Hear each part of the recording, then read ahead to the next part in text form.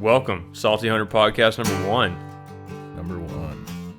Presented by Outlaw Peak Media. Shameless plug. Shameless plug. So today, we got Christian, What's up? the Outlaw from Outlaw Peak Media. And we got a damn good friend of mine, Neil. Hello. How goes it? It goes. So today, podcast number 1. The date is March the 27th. And we're like 5 weeks post draw results. Yeah, I remember this. Oh, schoolgirl Gary at work. Oh man, Waiting for the I felt like Will Ferrell. We're going streaking.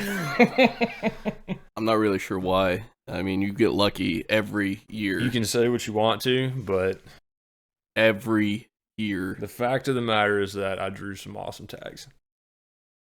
Like every other year. So I drew DS 140 Chugach sheep archery only from, what was that, this early October, like October 1st to the 10th. And then I drew Uyak Bay Kodiak brown bear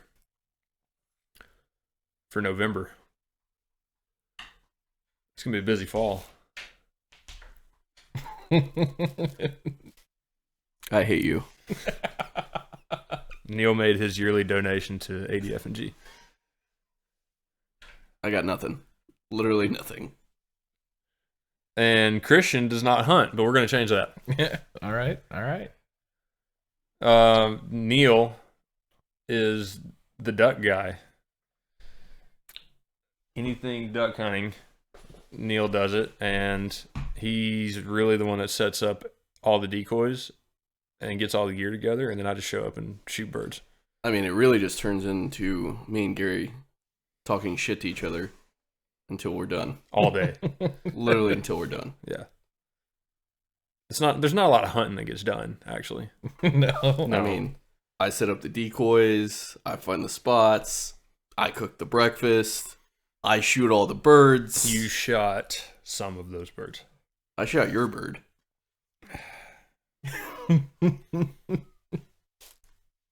So, Neil's the duck guy, and I like to joke with Neil that duck hunting's not real hunting. Oh, really?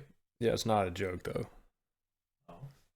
Just kidding. For all you duck hunters out there, don't get all pissy. Duck hunting's real hunting. It's just different in Alaska. It's way different in Alaska. I came from, I was in Tennessee shooting like 1,000 birds a year to Alaska, and it's like, this sucks. How many birds do you think you shot in Alaska since you've been here? That's probably, I don't know. I wouldn't, I don't 100, 200? know. I don't know. I'd say probably 300-400, but I mean, I don't get to hunt here as much as I do Yeah. when I was in Tennessee because, being in the Army, I miss like almost every duck season. I hit opening day and I get a couple weeks to do it and then I'm gone usually. In Tennessee, because of where we could take leave and where the season started, I'd get like a month straight of duck hunting in. Yeah, that's another thing about Alaska is the seasons are so different, especially for birds. Yeah. It's like the lower 48. You're starting bird season. Tennessee starts what? So it December? opens up, what is it, the last weekend in November or something like that. It's like the last week in November. Mm-hmm. It opens up for that weekend, and that shuts down until the second weekend in December or whatever it is. I don't remember right offhand. But it opens up in November for a weekend, and then it shuts down until the following weekend, I believe. Yeah. So. And then you're running until, I think it's January, end of January. And then in Alaska, I mean, migration starts Labor Day, essentially. Well, I mean, basically, if you look at it, so Alaska is the start of the Pacific Flyway. Yeah. So September 1st, when season kicks off, depending on where you're at in Alaska, you're in Anchorage area, September 1st. And it goes until, December, mid-December, I believe. I don't know. I usually don't hunt that late for ducks out here. I mean, the season's definitely open longer than the birds are here. Well, there's birds here. It's just you got to be willing to find them, or have a like a really good boat, a big boat, or something to get to. And you were shooting sea ducks. Yeah, sea ducks completely different than shooting puddle ducks. I mean, shooting sea ducks is like you basically just have to know where they want to be, and you put out some decoys, and those birds are not shy about landing. I mean, hell, we were throwing out decoys. The boat was right there. We were standing loading guns, and they're still piling into the decoys. Really? So, like, a puddle duck wouldn't do that. A puddle duck sees you, they're gone. I don't. Puddle ducks are way more skittish than these sea ducks are. But sea ducks are a lot harder to shoot and kill too. Because they're bigger? Fly faster? It's not because they're bigger. It's like their skin's tougher. Oh, okay. A little bit more fat, I want to say. Just need a bigger shot. Get a flat cannon. Yeah, like the old punt guns. I wish I had a punt gun. You ever seen a punt gun? And it's not pretty whenever it goes into a flock of birds. Yeah, I know. I wish I had one. I'd be done like real early in the morning. But yeah. Yeah, so I shot a bunch. We shot, what did we shoot this year? We shot some harlequins, some golden eyes, some other stuff out sea duck, and that was kind of the goal, though. Was go out and get some harlequins. And at first, we only had, like, I think out of the 4 of us, I think we had 2, and then we moved spots, and then we had to quit shooting because we were going to be over limit on just harlequins, because the harlequins just kept coming in, piling in.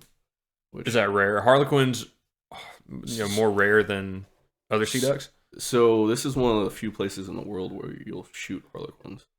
Oh, really? Yeah. They don't. How far down do they migrate? That I couldn't give you right offhand, because I'm not a huge sea duck guy. Yeah, but like dudes in Iowa, or Arkansas, they're never or Louisiana. Gonna see them. Yeah, you're never gonna see them. I want to say it's here, and I think this is the only place in the U.S. that you shoot them. Actually, you might shoot a couple other spots. Northern Washington, maybe. Yeah. But that's about it. Like here in Washington, Canada. Yeah. Maybe. I don't know. Probably not even Canada. I don't know. Something I'd have to look into because I'm not a huge. That was the first time I've been sea duck hunting. Always just shot puddle ducks. Yeah. But I definitely want to get into it more because it's awesome. I think we shot for like 2.5 hours just straight because birds just kept coming. Yeah. The flocks weren't as big, but they just kept coming. Just high action. Yeah, and they. So you said how decoy? Are you calling too? No, there's no calling. They just see the decoys and they come right in. Well, yeah, and I think a lot of that has to do with like these guys that know where these birds want to be. You're just putting out a string of birds, decoys, and those birds just feel comfortable. I mean, it's big bodies of water. Yeah. So, it's completely different. Where puddle ducks in this state can fly and drop into anywhere they want to because there's a body of water every 2 feet. There's pretty much the whole state's a marsh. Yeah. So unless you have a boat and you're hitting out on what's that area? We were talking about going to hunt out there this year.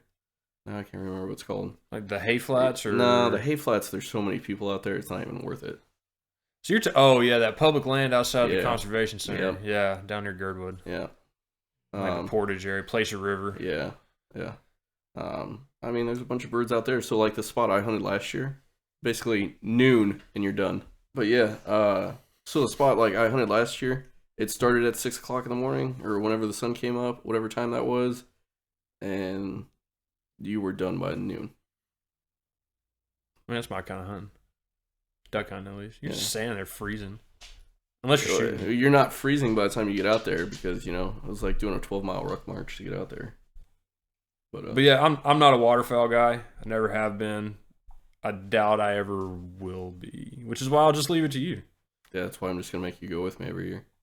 That's fine. But this year, we're going to do some bear, try and get a moose. Yep. And then I'm going to go to Kodiak, try and get an emperor. So my big goal this year is to get an emperor. I want to get one before I leave the state. I really don't want to leave Alaska, but it's kind of not my choice anymore. Yeah. So where are you going? I don't know yet. I got until June of next year, and then the Army will take over my life again. My condolences. Yeah. It's all right. He'll be back.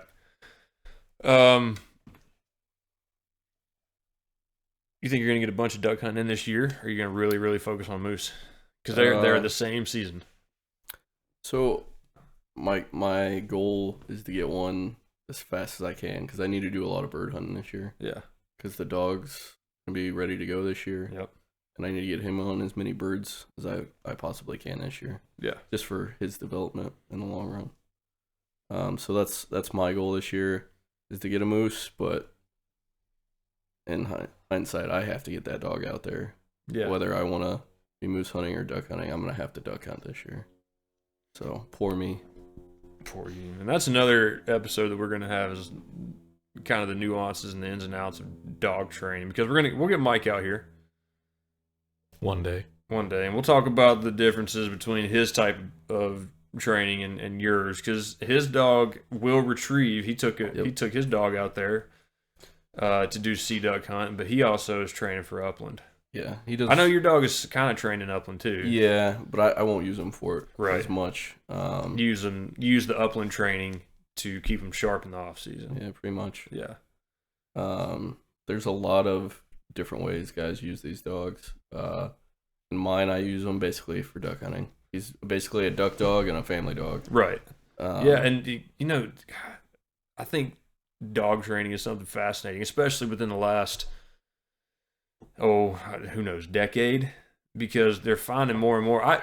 And me not being a waterfowl guy, it seems like there is definitely some, not disparities, but definitely just some differences between retrievers and pointers, right? But nowadays, I feel like I'm starting to hear more about pointers that are retrieving and retrievers that are starting to not necessarily point, but you can train them upland.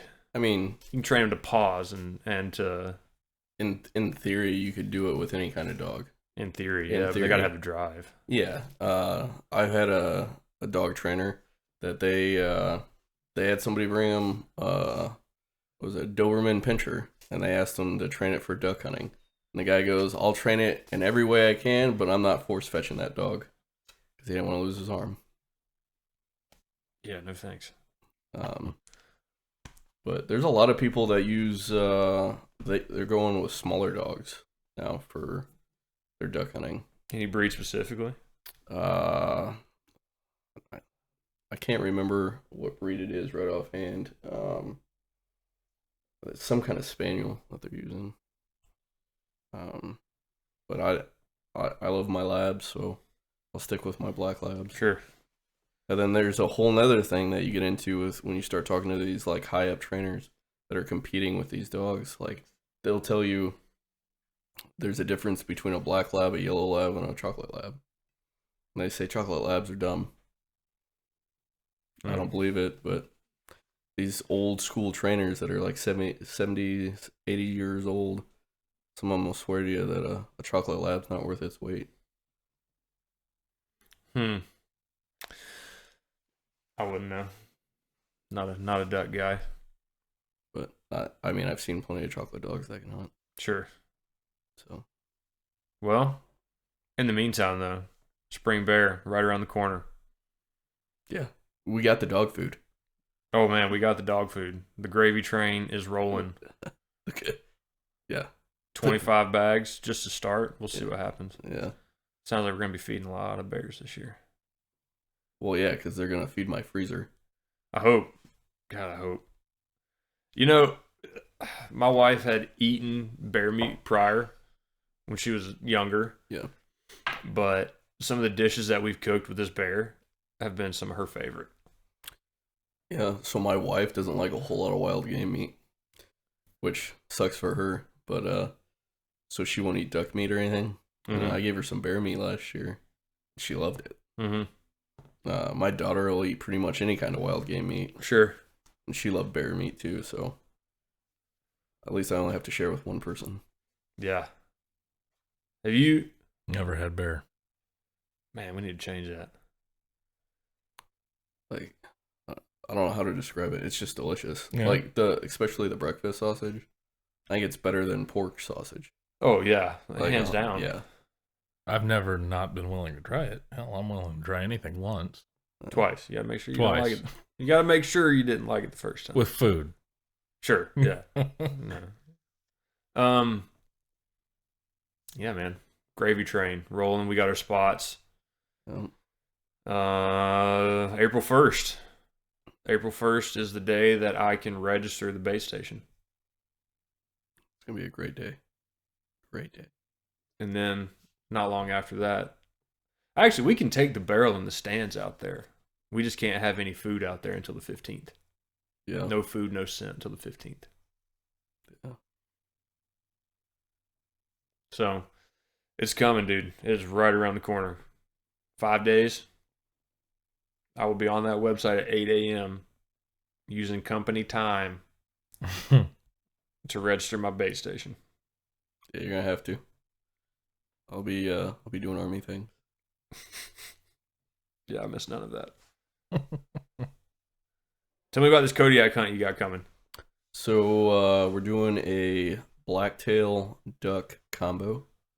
It's in the the 11th through the 18th of December. I got a buddy coming up, good army buddy that got out coming up, and possibly my father-in-law, and we're gonna go out there for 7-8 days, try and get some blacktail and go put a hurting on an emperor. That's the dream right there. Big goals, the Emperor. Yeah, I could really care less about anything else. And I'm not looking for the blacktail. I'm not looking for a big deer. I'm just looking for meat. Yeah. I got other guys that are going that, they want the big, pretty buck, but I just want meat in the freezer and just to experience Kodiak. I just wanted to go out there before I left of something I didn't want to miss out on. Yeah. So I've been on Kodiak. I've never hunted Kodiak. yeah. I've actually never really been off the road system in Kodiak. Yeah. So my brown bear hunt is going to be an experience for sure. Yeah. So, from just like looking into it now, just like where that lodge is, it's right on the water. Yeah. I think that right there in itself, just staying in a lodge would pay for a trip for me. Just seeing some wildlife and being right there. I don't think the bears won't be out then. I wouldn't think. Yeah, I don't know. I could care less if I see a bear while I'm out there. It's not that I don't want to see him. I'm specifically there for I want an emperor. Yeah. That's a dream right there. Okay. Of mine. But with your bear hunt, that's a once in a lifetime hunt too. Yeah. It really is. So A few years back, there was a bear taken out of there that had a little over 30-inch skull. yeah. And I'm excited. I don't even, excited doesn't even begin to describe it. I mean, it's got to be a kind of a crazy feeling hunting an animal that has a bigger population on that island than people. Yeah, it damn near does. I think it It might. does. It does. And just something that big. Yeah. It's not a little puppy dog. When we were traveling to Kuwait, Yeah. I was reading a book. That book was called The Last of the Great Brown Bear Men. Do you remember me reading that? I do. Yeah. So it's about two guys, Morris Tallison and Bill Pinnell. And these guys got their start down in like fur farms in the lower 48, like Missouri. And one guy was a fur trapper, and then they started a fur farm together in Missouri. There's some great duck hunting in Missouri. I wouldn't know. Anyway, these guys, they came up to Alaska in search of gold and fortune, and they wound up being brown bear guides on Kodiak. And they were kind of the ones that, they're not the first ones to do it, but they became the most famous. They were consistently killing the biggest bears on the island. 12-foot, 13-foot brown bears. And the bay that I'm hunting is not far from their old stomping grounds. So there's a little bit of history in it as well. Yeah, I don't know. I think that hunt, like whether you take a bear and don't take a bear, is going to be the opportunity of a lifetime just to experience it. Yeah. So that's the same thing with like my Kodiak hunt. If I leave there without a deer or an emperor, I mean, I might be a little upset, a little disappointed, but I'll never forget that experience or that time that I got to spend with friends going out there to do that. Because to me, hunting isn't coming home with something. It's going out there and enjoying the wilderness and being able to take a part of that and bring it back home. Definitely. And live off of it. So, Yeah. Just to be clear, hunting is about more than the kill. It's about more than the shot. It's about friends. It's about the preparation. I enjoy the preparation as much as I enjoy the hunt. Yeah. I don't know. There's nothing like just doing a long hunt where you're just stuck out in the middle of nowhere and you just have to provide for yourself. Mm-hmm. I think that's the most fun right there. Yeah. I mean, everything else on top of it, the excitement of seeing an animal, the excitement of taking an animal, is just, I think, cherries on top of the ice cream. Yeah. It's just, for guys like us, it's not about killing. It's always a plus, but that's not what it's about. And then getting to eat the animal. I think that's the best part at the end, is the eating. I like my meat. Oh yeah. I know you used to be a vegetarian. Easy. I would rather wipe my ass with a cheese grater than be a vegetarian. That's one reason I don't want to go back to lower 48. I don't want one of those ticks to jump on me that gives you that disease that you can't process meat anymore. Well, then you could take your crossbow and start shooting corn with it. We're going right down that rabbit hole, aren't we? Let's get back on bear baiting. We'll save the crossbow talk for... You know who? I want Mike here for the crossbow talk. All right.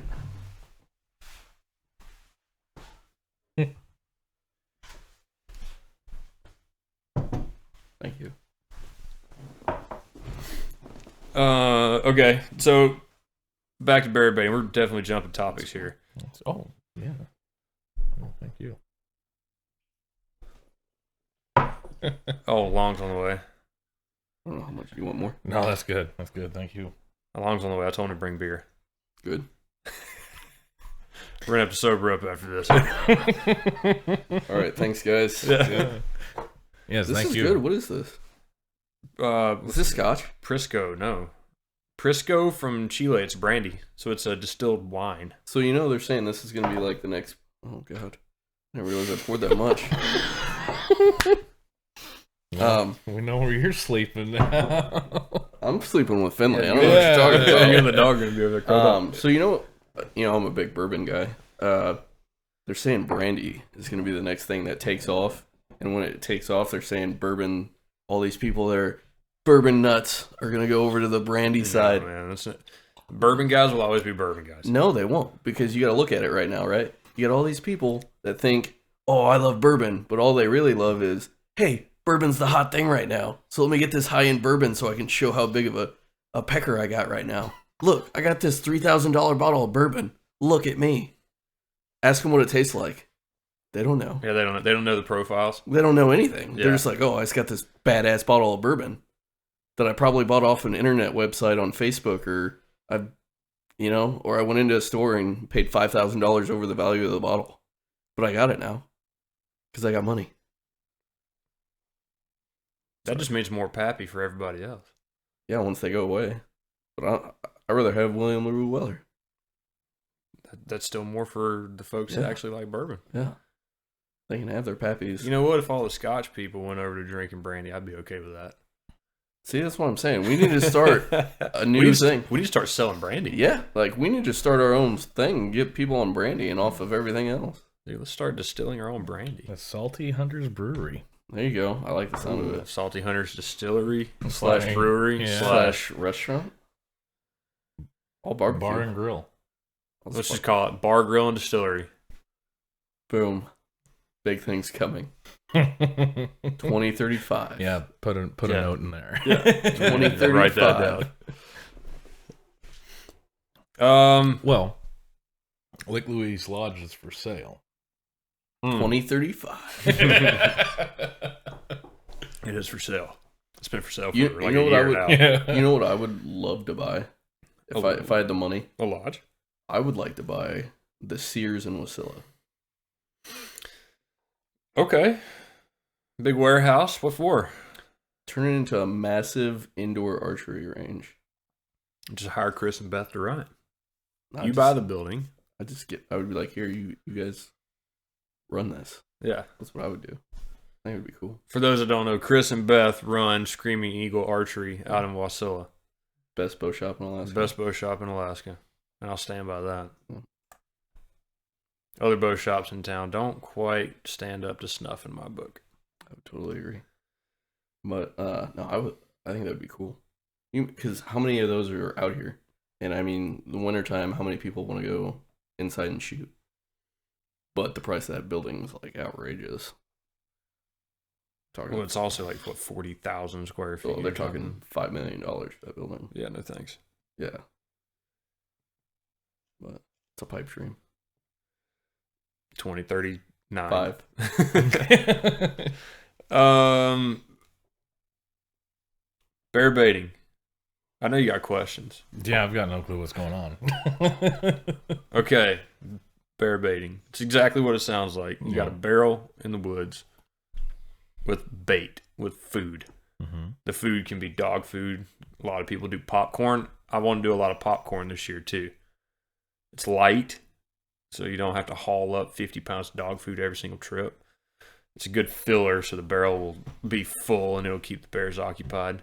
But anyway, yeah, you're feeding bears and you're throwing a bunch of scent out, right? And then Neil and I, we have a spot that he and I are going to bait. Mike and I have a spot that he and I are going to bait. I'm sure Neil will be out there at some point, but these are archery only stands. They're guys that definitely shoot bears with rifles over a bait, and they kill monsters.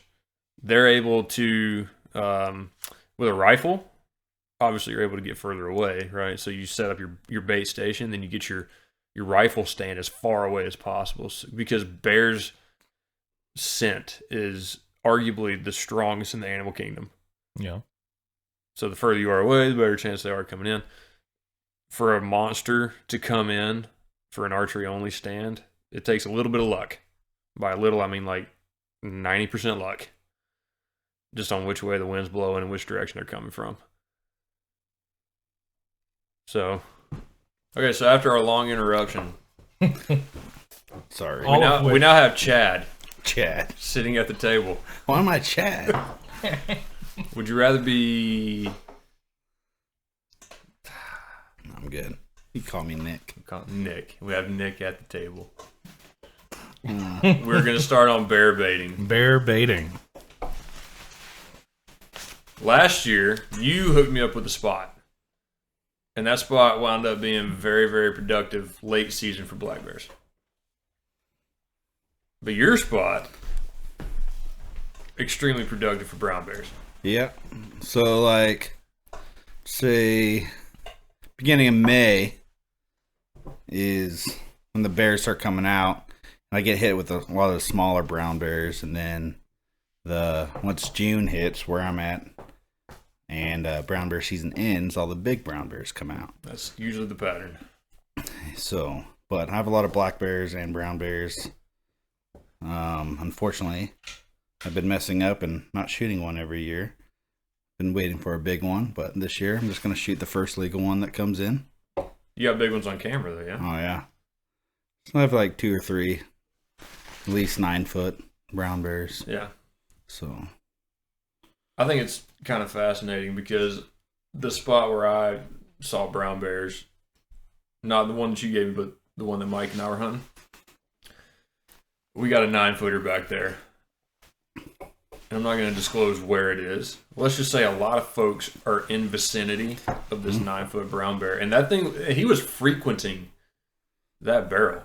yeah. They just hang out right off the trail. Kind of amazes me too, because not baiting for like years prior to when I started, you go hiking, like you never know if there's a bait site near you, how many bears actually frequent those bait sites. And now baiting and the amount of people that walk past or within a half mile of my bait site, kind of weird that like you've never stumbled upon someone, you know, or how many bears actually frequent the site, even with all the people walking around. Like, kind of amazes me. Especially on the, especially where we go, there's human scent everywhere. Oh, yeah. Probably works out in your favor, actually. Yeah. Like some random dude to go take a shit in the woods. And nothing of it, you know? So what's your go-to for brown bear? As far as like scent and bait? I just use it normal stuff, dog food, good old Batum 907.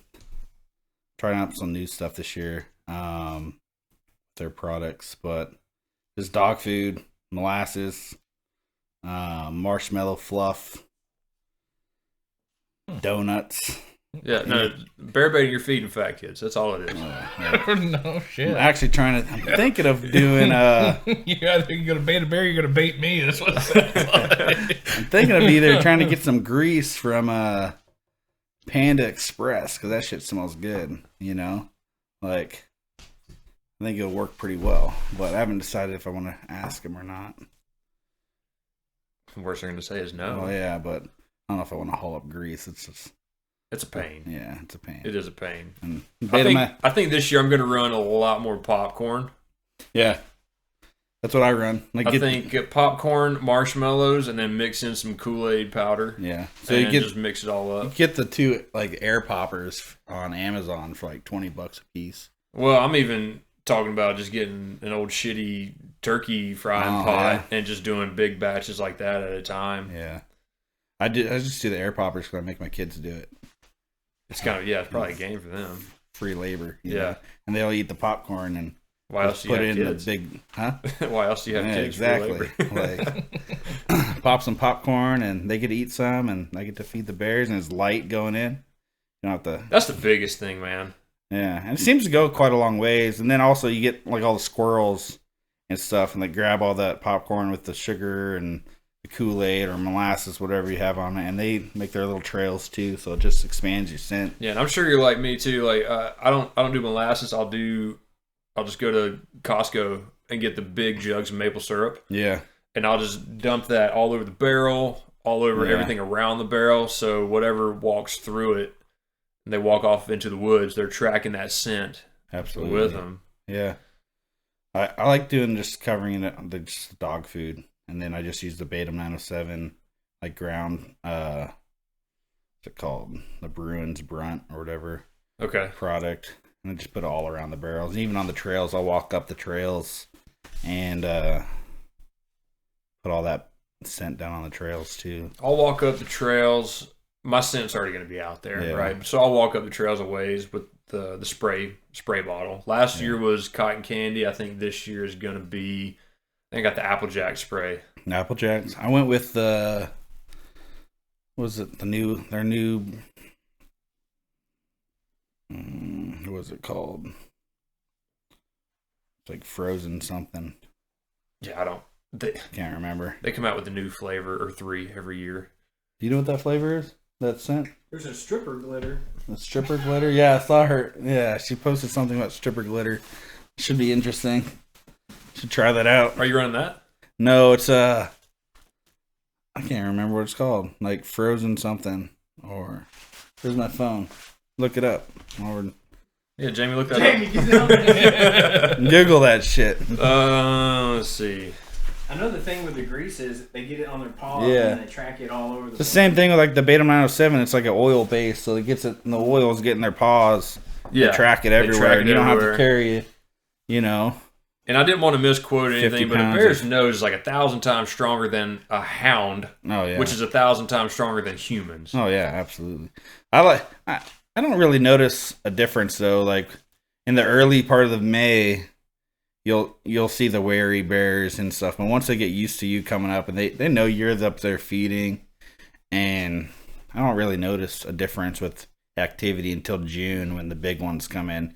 And this year, or I should say last year, I shot a black bear and I had that monster brown bear come in and he just took a crap right on my black bear. Like, he didn't care that it was sitting right next to the barrel. Like, he didn't care. He just took a crap on it. Like literally shit on He shit on my bear. So, like, scent at that moment really didn't care. Frostbite? Frostbite, yeah. I went with all frostbite this year. And I think I got the spray or the burn in the Fruity Rebel. I like that a lot because it smells good. I got Fruity Rebel yo-yos, I want to say. Oh, yo-yos. Yeah. Or no, I think I got the Fruity Rebel scent ball. I like the scent balls. I really do. I like the fact that they diffuse for a long time. Oh, yeah. And it's not a crazy strong scent, but it's a constant scent that's being sent up and down the mountain. So yeah, and it keeps them coming in, even though if there's no food in the barrel. Because let's see, last year they're at least going to come in and check it out. Yeah, last year I had 3 different brown bears come in that I've never seen before, and there was no food in the barrel for. I quit baiting June 4th, and I tore down my site like June 25th, and there's still bears coming in like days before I got there. Yeah. So like that scent will still bring in bears that are traveling through or just wanting to check. Do you notice a difference? Talking about scent balls, yo-yos. You do honey burns, so but if you were to do one of Beta 907's burns, do you notice a difference if you're using different scents versus all the same scent? The honey burns, I've only used, I should say the burns. The honey burns, I feel like there's a faster response with actual honey, but everything gets super sticky. So your stand gets super sticky. Sure. Like wherever you put the honey burn, if you want to keep continuing to jump down your stand, I don't like doing that because every time I try to go down out of my stand to like restart of the sterno can or add more honey or something like that, there's always a bear wanting to come in. So then you don't want that. You don't want it to overburn because then it gets this nasty burnt honey smell out, and it's not the most appetizing smell. And you don't want to start a fire. So I keep it in my stand with me, but then all that burning honey makes you sticky, makes your tree stand sticky, and then after a few burns, you start having bears come up in your stand. It just kind of whatever you prefer, you know. The only burn I've used from Beta 907 is the Fruity Rebel, and she made me some, what's it called? Captain Crunch stuff. Yet last year I was kind of testing out, and it worked pretty well. But do you put out scent ball? I do. Do you put out yo-yos? I don't put out yo-yos. I just usually put out one scent ball and then a bunch. I use more ground scent than I do like aerial scent. Do you notice a difference if your burn versus your scent ball is different? Oh, I think the burn works tremendously faster. But it doesn't matter what scent it doesn't matter what scent your scent ball is. Like if you're burning honey, right? Obviously, there's no scent ball that is a boiling honey smell. Yeah, so it doesn't matter. I think they're just curious. Yeah, or like I'm guessing they just like the smell of honey. Yeah. So, and you target brown bears. Yeah, I try to target big brown bears, and I only get like an orphanage of brown bears, but during the legal season. June 1st, all the giants come out. It seems like. For some reason. Once the season's over, the big ones come out. But yeah, like I target brown bears and black bears. I could fill 3 black bear tags every year, but I just don't need that many for myself, you know. So I usually take up a few buddies or something. We shoot a black bear. Mm-hmm. We usually target like 3 black bears a year out of that site. But last year had a lot more brown bears, so my black bear size went tremendously down. Like they're all like young black bears. And then the year before that was like all 6-foot black bears.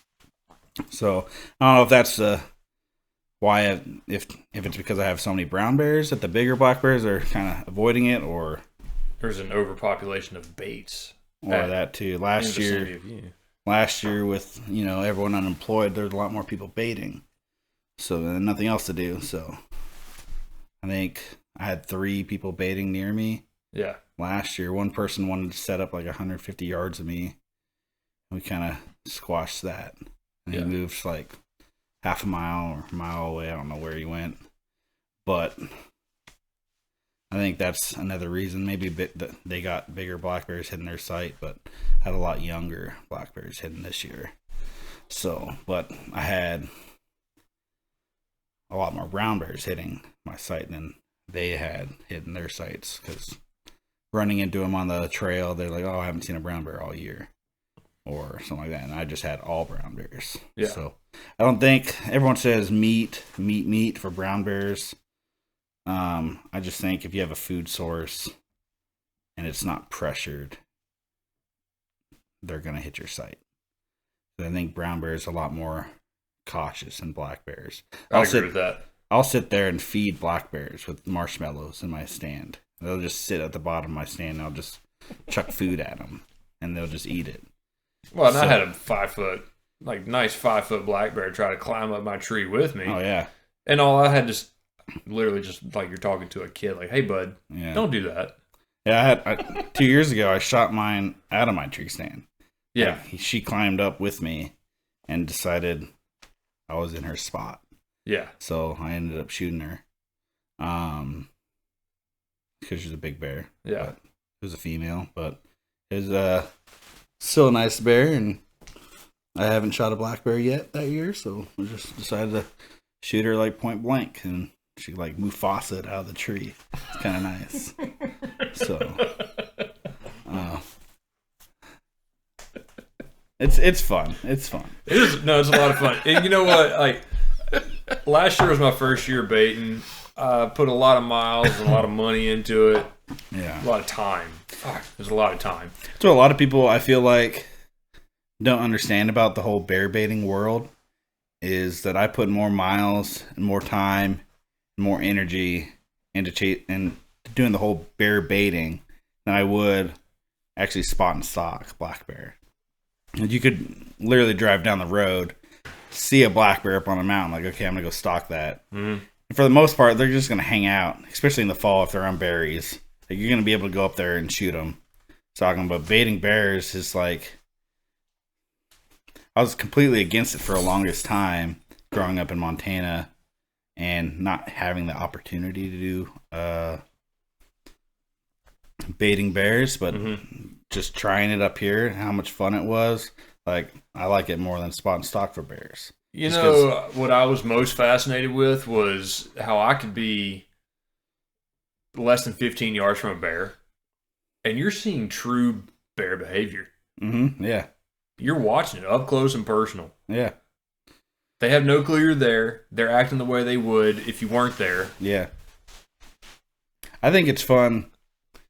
Well, I think they know you're there, and I just don't think they care. Like, if they came in before and they didn't get shot the first time, I think they just know that they're kind of safe. I'm sure there's an element to that, but Yeah. I definitely was out at my bait site, and there was a bear that came in that had never been there before. I hadn't had him on camera. Oh yeah. Decent little 4.5 foot. Like, this bear had potential. I wasn't gonna. Well, I was gonna shoot him because I was hunting from the ground that day. And it would have been cool to get one from my ground blind. But it was really cool to see how he approached the bait versus this other 1.5-year-old cub Yeah. that That's knows that my barrel's just going to be full of dog food. All I'm doing is feeding him. you know? Yeah. You definitely notice like which ones are new to the site because they're a little bit more wary. The one that comes in every night or every day while you're there, like they just walk in and they're like, "Oh, hi." They'll look up at you in your tree or whatever. I did have to shoot a blunt tip at that little guy. You got a little cocky. Well, this was my fault, and I left my backpack in my ground blind site. I was hunting from the ground in the morning, and a 5-foot black bear came up behind me, and I did not hear it approach. A lot of times you won't. Yeah, you can't. They're silent. They're big creatures, but they are silent when they want to be. And I did not see it approach, and I just happened to look over my shoulder, and I see this black mass, and it was less than 20 yards from me. We kind of locked eyes, and it took off, and that's whenever I decided, like, well, the winds are not right today for me to be in this ground blind. Although I felt zero wind, it's always drifting somewhere. Yeah. So then I climbed up into the tree stand, and I left my bag in my ground blind. So the little guy came in He started messing. and he with started messing with my backpack. So I shot a blunt tip at him. I barely missed him, and I wound up putting a hole in my backpack. I don't know. Like, I feel like if you have the same routine going to your site, so like every time I go to my site, I walk up the same trail. I don't deviate left or right any. I just walk the same exact trail. Sure. And then I put food in my barrel almost every time I go up there because I have so many bears that if I don't, it's going to be empty like the next day or that night or something. I put food and then I literally whack my barrel. Like I make sure it's loud. Like I'm not quiet whatsoever. Yeah. Even if I'm hunting, like I'm not quiet. I got to where I didn't whack the barrel, but whenever I filled the bag or filled the barrel, I would crumple the bag up. Yeah. I would kick the barrel. I'd shake it around because I made a shaker barrel, so I'd shake it around, get some food on the ground, and then I would leave or go in the stand. Exactly. Yeah. I did the exact same thing every time I went. Yeah. And then like every like week, like once a week, I'd change my shirt out. Like I'd walk up there with a shirt that I like worked out with, or like if it was a hot day, I'd just bring a second shirt. I think this year I'm going to do that because I left the same one up there for the whole season, and that shirt wound up getting shredded. Yeah, if you just get like a 3-pack of like Hanes or whatever, or Heinz or whatever the fuck you call it. Old Army shirts, man. Or that'll work too. Old Army shirts, and you just replace that shirt so they always know your scent's there. Yeah. Like once, like all the brown bears get used to my scent. Like I could sit there, and I had like 4 brown bears this year come in at once. Mm-hmm. And they just don't even look up anymore. They just know your scent is there. They don't even care. Yeah. A lot of people say like have a buddy. I might try this year. Have a buddy walk out and you stay in the stand. But I don't really have a problem with like the younger bears, like the 8-footer, 7-footer brown bears. They usually stay. They usually come in no matter what if I'm up there. But I have yet to see the 9-10 foot range until June, and I can't do anything about the law unless they change it. So this year, since I have a limited time, I'm just for everybody's information, the Bow Hunters Association we're proposing that we extend the archery bait season through June 30th for everyone, for brown bears for everywhere. Kenai? I think this past session it was 14A. The session that's going to be coming up next is going to be 7, 14C, and 15, I believe. Okay. I could be wrong. That'd be nice. Be wrong with that. I think that's a good thing because a lot of the more mature brown bears come out in June on the Kenai. Sure. And well, yeah, because it's right before the fish start running. Yeah. They're still looking for an easy food source. Yep. And I just think instead of having younger bears killed every year, because if you look at the bears killed in 7 and 15, a lot of them are younger. Yeah. They're not the more mature boars, you know. They're usually younger. A lot of them are females. Yeah, but they still allow 3 of them just because there's a shit ton of them down there. Well, black bears. Yeah. For browns, like I just think if you put it into June, I think you'll have a way different spectrum of bears being harvested versus what's killed in May, because you get to that last 2 days, last 3 days in May, and like you look on Instagram or Facebook or whatever, and people are killing younger brown bears when they could kill 9-10 footers on the reg if they extended it into June. Sure, even 2 weeks into June. Yeah, even 2 weeks. Like for the past 3 years, I've had the same bear show up June 3rd. It's massive. Like my bait ball, she's like 15, 16 feet in the air, and he could literally stand up and just grab it and just walk away with it. Yeah. But he didn't show up until June. Like never. Last 3 years, he's never showed up in May. So, and that's a lot of people. Like you talk to anyone that's baits on the Kenai, and everyone's like, "Oh, the bears come out in June." Like, like a lot of people even pull their baits out of May because they don't want to feed brown bears when they can't shoot them. Yeah. So, well, and then once the brown bear shows up, yeah, the black bears go away. Yeah, I don't know. I have like my black bears. I guess this year kind of showed smaller black bears because I had so much more brown bears. But the year before that, I had an even mix. Like I have pictures of black bears in the background coming in while a brown bear is like looking at them at the bait site. I've also seen a black bear at the site and they're like running out, and then 2 minutes later a brown bear shows up. Mm-hmm. So I don't think it really plays a difference. I don't think the brown bears are like attacking the black bears at the site. They just pushing them out, and they just kind of hover or climb a tree like 100 yards away until they see that brown bear leave. Because once that brown bear leaves, I have black bears come right back in and feed. Just dominance issue, but a big black bear. I've had big black bears come in a few years ago, and it'll chase off a smaller brown bear. So I think it just depends on your age of bears that are there versus like what you actually have. You know, like if you have big brown bears, I think it's going to push out the big black bears. Mm-hmm. And then if you have big black bears, I think it's going to push out the smaller brown bears, but keep the bigger brown bears around. Well, it would, and that kind of goes.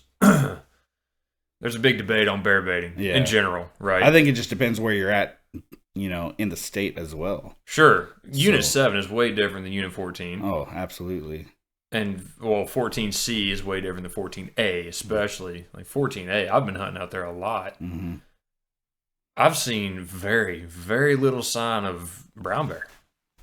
Very little. I don't really hunt. I've never really hunted in 14A. Well, but I'm out there. I'm out there looking for moose and other things, right? I'm not out there for bear, but you see very little brown bear sign out there. Yeah, I can see that. I don't know. I just think it just depends on your bear population and then how heavily the human traffic is.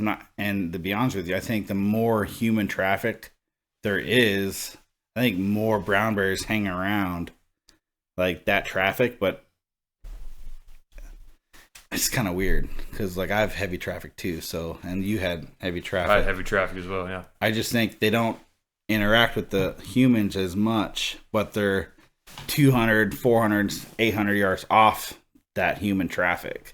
And if you go that distance away, like there's heavy bear trails off main trail. So you go half a mile or even quarter mile off of a main trail, and you're going to find bears. You're going to find bears. Yeah.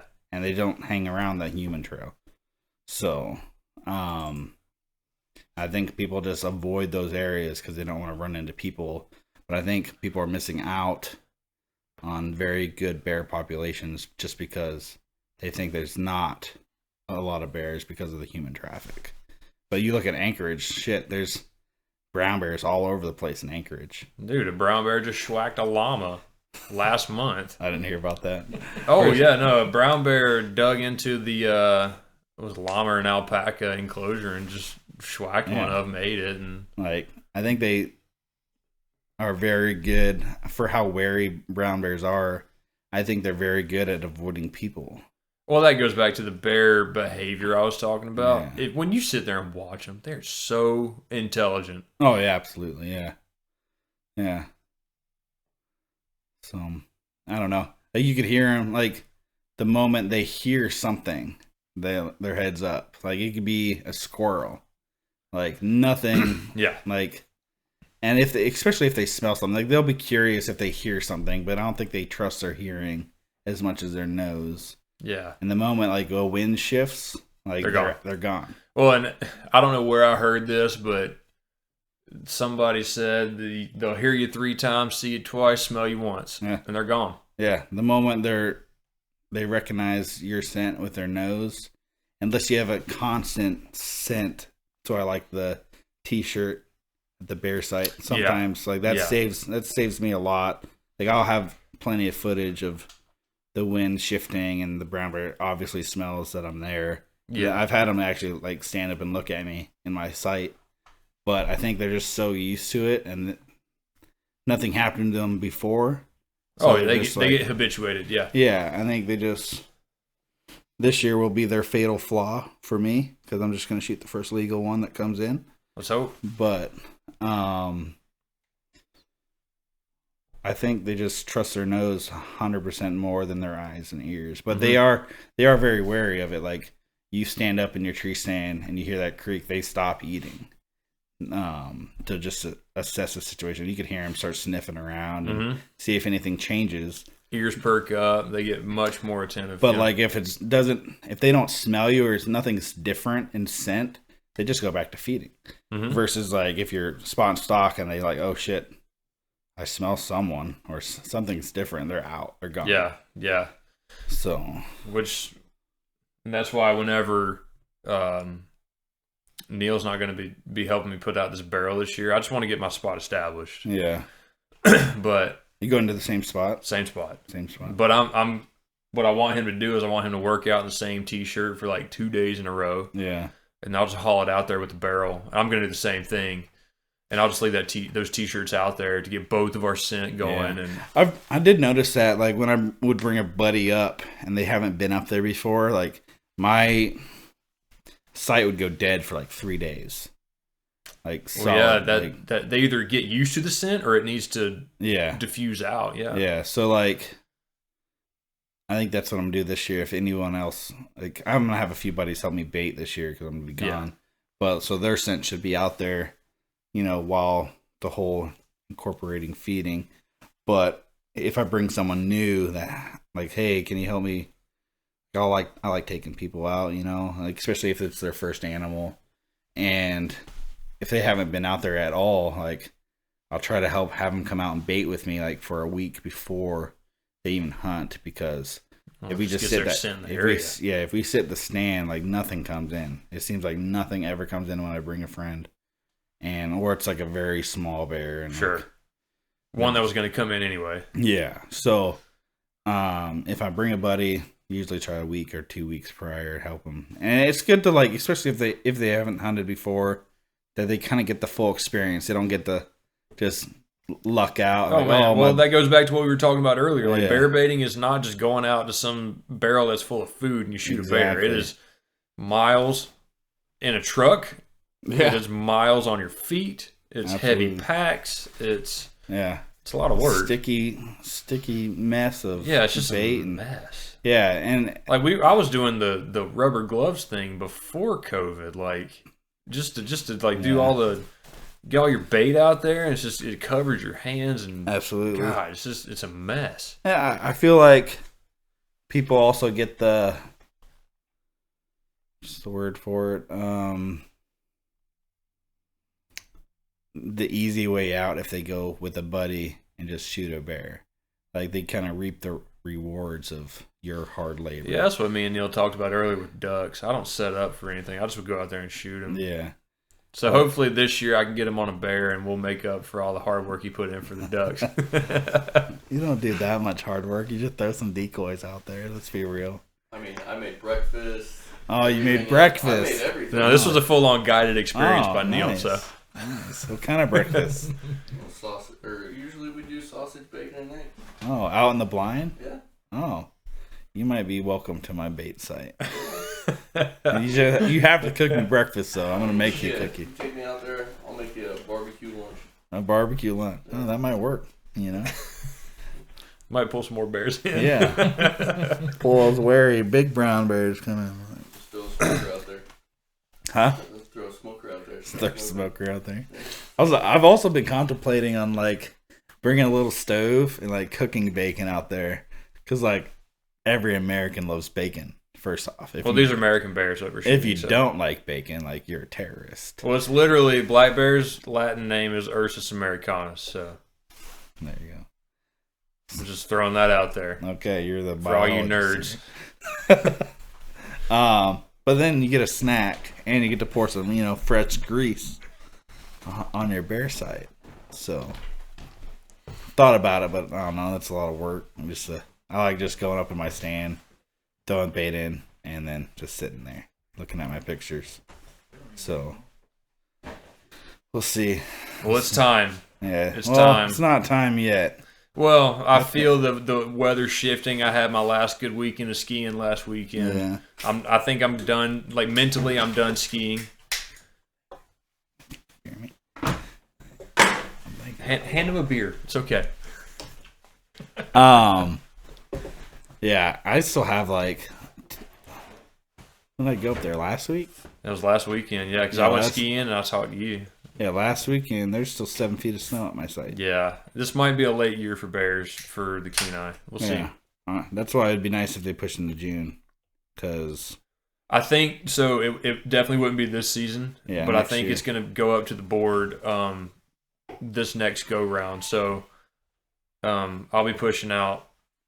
I'm definitely going to let you know it'd be nice. because, well, and it's not that I'm going to need you to write the proposal. I'll write the proposal, Yeah, but whenever, if you're able to make it to the board game meeting or something, who here approves of this, it's kind of an open discussion. So yeah. it'd be nice to have some more folks get there to.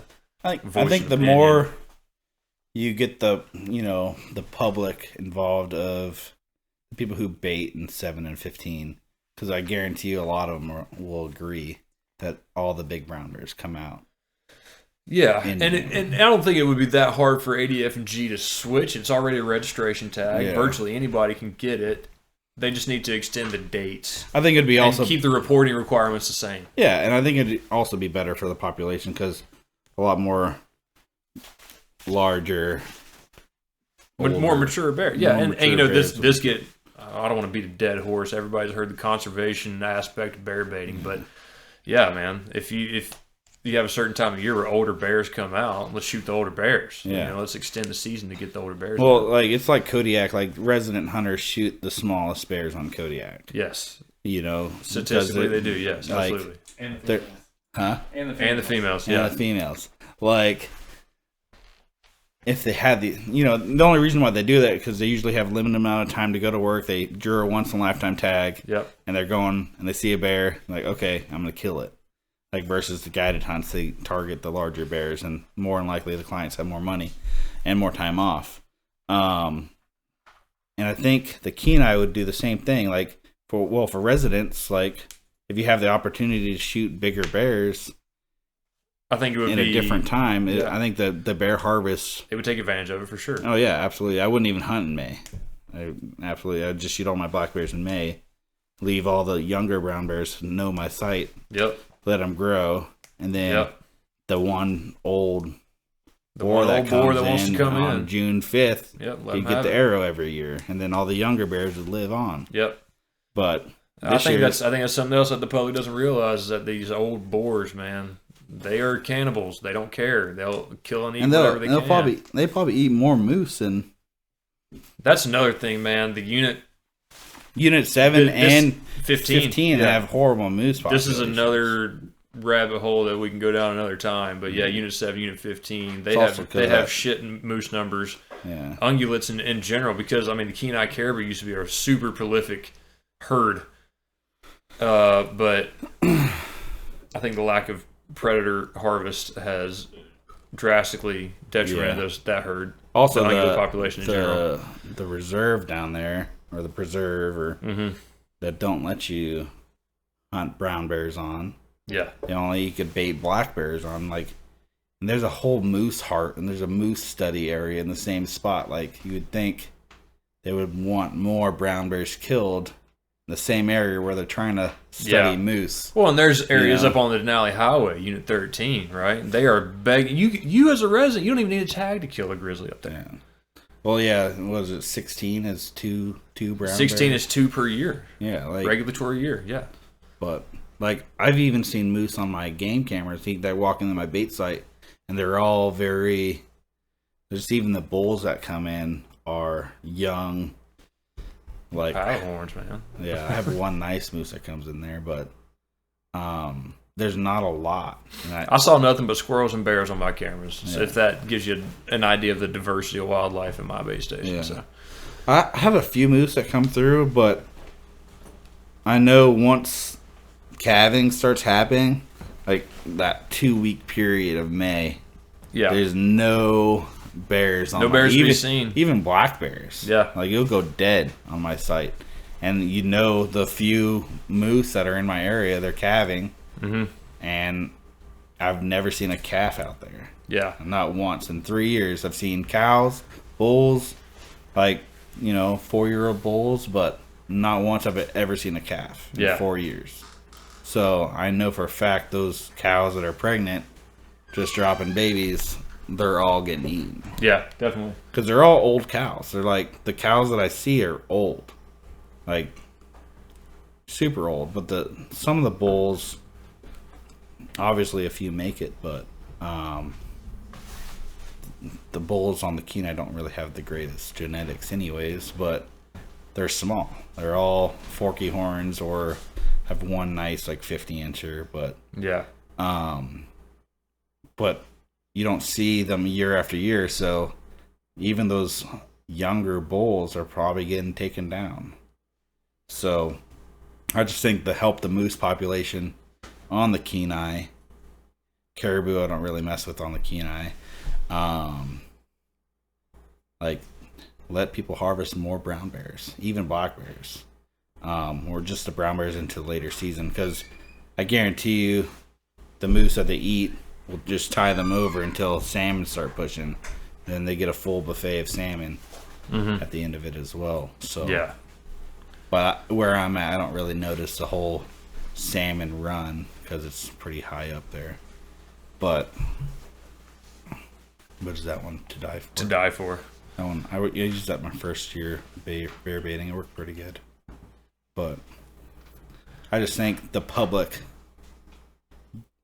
even the non-hunters, would appreciate seeing more moose on the Kenai, because even all the tourists, they always want to see a picture of a moose or see something. And unless you get down towards Soldotna at 9 o'clock at night, you don't see shit for moose. Yeah. And then the ones you see is about to get hit on the road. And they're all cows and calves. Yeah, all cows. Yeah. And those calves aren't going to make it very long. So Yeah. Yeah. Like I said, man, you could beat the conservation horse to death. You really could. But until, as Ranella called it, charismatic megafauna, everybody sees these bears as these magnanimous creatures, and they give them personalities. Yeah. It's just, if you truly believe in conservation, you're going to believe in predator management, and brown bears are 100% predators. Oh, absolutely. Scavengers, predators, but yeah. I think it'd help out help out the state a lot more if more people got into predator hunting. Even if you don't like bear meat, there's plenty of people that would take it. I would take it. That's some of my favorite meat. Yeah, I grind everything into taco meat, like Taco Tuesdays or spaghetti. I do some ossobuco cuts. I have a big. I actually kept one of the big back ham muscles.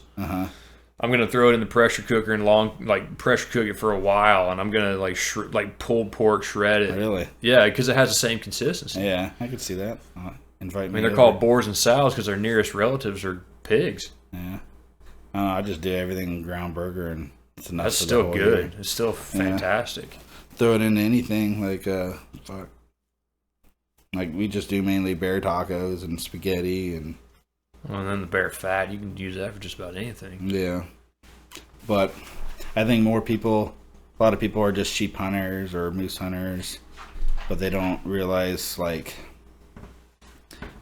how much killing 3 black bears or 1 brown bear will help them. Yeah. With their moose hunting, Absolutely. sheep hunting, and caribou hunting. So I think more people should. Last year, I was kind of bummed at how many people were baiting near me, but at the same time, it's do I want more bears or do I want more moose and caribou and other stuff? I could care less about. Oh, I don't want to say I care less about the bears, but I care more about a moose population than a bear population. Me personally, I'd like to see, especially where we hunt, I'd like to see less bears and more ungulates for sure. I'd love see. I've seen the Kenai caribou herd right outside of Hope, up on the ridges, and Oh man, they're fantastic to see. They're mountain caribou, Oh yeah, and they're up in the gnarliest shit that you can climb out of Hope. yeah. And I think it would be awesome to pull that herd from that very small herd, and I think it would be awesome to let's double that population. It'd be nice if through they predator management. Yeah, you know? especially because they only give out like 10. How many tags they give out? there? 3. They only give out 3 I tags. think a few years ago there was only 3. Yeah. Oh, I think. Yeah, I quit putting in for. That's the only caribou tag I've put in for. I put in for that one whenever I can't put in for DC 485. Yeah, because I got a soft spot for Unit 13. So DC was it 001 yep. has a monster caribou. Yeah, it does. And actually, the one particular bull that I saw up on the ridge looked like the one that I saw a picture of earlier. Massive palms and just Yeah, they're all big. they're great genes. big. Yeah, they're fantastic. I think a lot. I've never looked at the harvest rate out there, but I think 3 tags. I think 1 or 2 get I harvested. thought they give more than that. More than They that. might. You know what? They might get 10 and maybe 3 are harvested, I don't but I know. think it's less than 30%. Yeah, but no one wants to walk their ass out there. Like, Oh, that's another thing about Alaska in general, man. You gotta have your logistics Yeah. nailed down. a A friend of mine drew that tag 2 years ago, and the reason he didn't hunt the tag was because he didn't have the time to hire a float plane to take him out with an inflatable raft. Him and another dude out with an inflatable raft, and they were going to have to raft this river because the last report ADF&G got of where the herd was, it was going to be like, if you got to fly out to this place, and then it's almost a day float just to get to the last known spot of the herd, and who knows where they are after that. I always see them in the same spot. I think I do too, So- but I didn't divulge that information. to him No, either. yeah, absolutely not. Like, if I ever draw that tag, I'm gonna get a nice bull. But they're where the goats are. It's weird. Like, I've only seen them. The only time I've ever seen the caribou out there is if I found goats, I found the caribou. Yep. And Yeah, they're in the nasty stuff, man. It's weird how. So I don't know. Like, I would like to see the bear population go down out there because I think they do affect the caribou, but I don't know. They're so damn high up there on those ridges that I don't know if like it really affects them that much.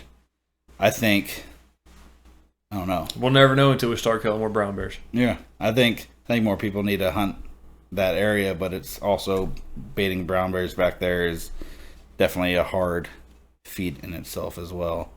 A lot more work. Yeah, definitely. So, a lot more money. One of the two. So, Well, I'm going to wrap this up. Yeah. Yep. You got any questions besides all of them? Yeah. None that I can think of right now. No. Okay. got the fights about to jump on. Yep. About to watch some fights. Gotta make some steak tacos. Make some steak tacos. Yeah, Neil, you got to get on them tacos. He's gotta get the grill fired up. I don't know how to start a gas grill. Don't worry about that. We got to handle You have a gas grill? Propane. propane accessories. Okay. It's Is it- clean is it- burning fuel. If it ain't charcoal, I don't know how to do it. Okay. Okay. Well, it was Episode fun. 1 done. Done. Out. Out.